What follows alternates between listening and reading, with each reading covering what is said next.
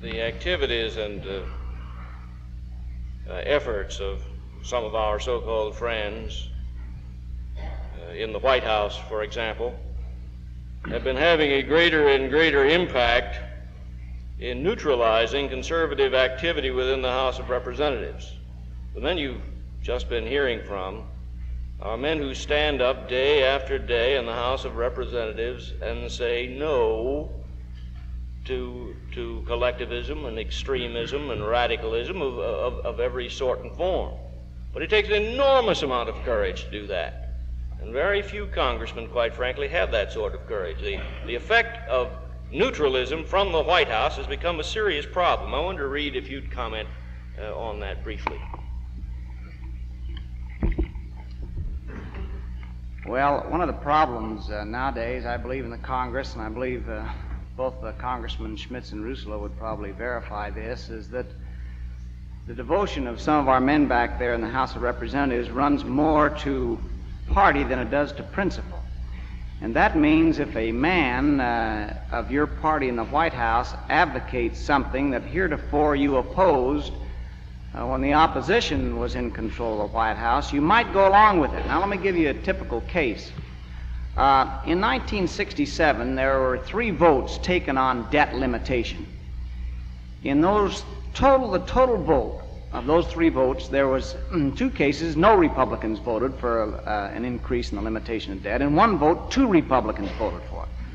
And there was some 170 in each one of those 3 test cases that opposed the extending of the debt limit. Now, in 1969, now with the Republican in the White House, in 1969, some 140 Republicans went along with the president on increasing the debt limitation.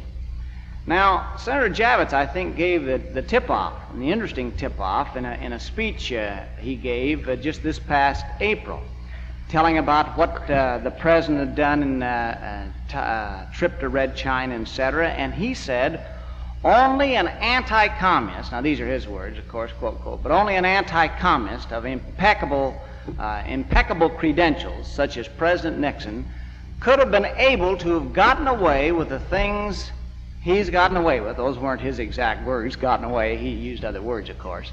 But that it couldn't have been possible under a Democrat. And Lyndon Johnson a little while ago said, think what would have happened if I had have advocated, if Harry Truman had advocated the admission of Red China into the UN's wage and price control, etc.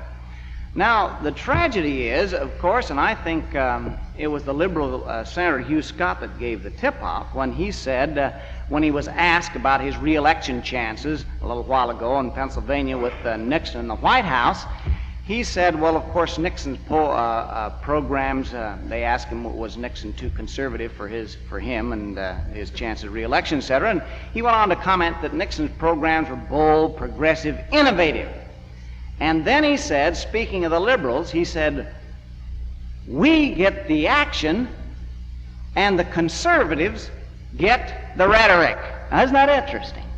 Now, there's a part in the scriptures that says something to this effect. Not all those that say, Lord, Lord, shall enter the kingdom of heaven, but he that doeth the will of the Father in heaven. In other words, it's words versus actions.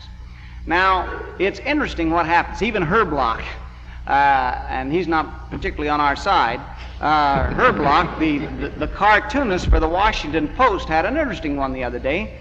It showed a Republican elephant explaining to a young boy what all this meant. And in the background was a notice of Nixon's trip to Peking and Nixon's trip to Moscow. And the Republican elephant was saying to the son now, he said, son, when the Democrats do it, it's a sellout. But when the Republicans do it, it's the road to peace. Now that's interesting, very interesting.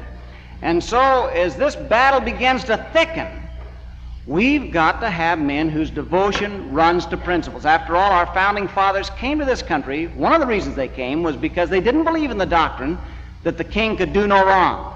Their devotion ran to principle. And so we ought to get in a position, just like it says, and I'm surely glad Robert Welch put it in the front of the politician. As Teddy Roosevelt said, our devotion runs to the country, and when men swear allegiance, they don't swear allegiance to individuals, they swear allegiance to the Constitution. And our patriotism runs to the Constitution and to this country, and we should hold our public officials and never them up next to that Constitution, like Dan Smoot used to repeat time and again, Tom Jefferson's quote about me pulling him up close to that Constitution. So I'd say that if this country is going to be saved at all, we've got to send men back to Washington whose devotion runs more to principle than it does to party.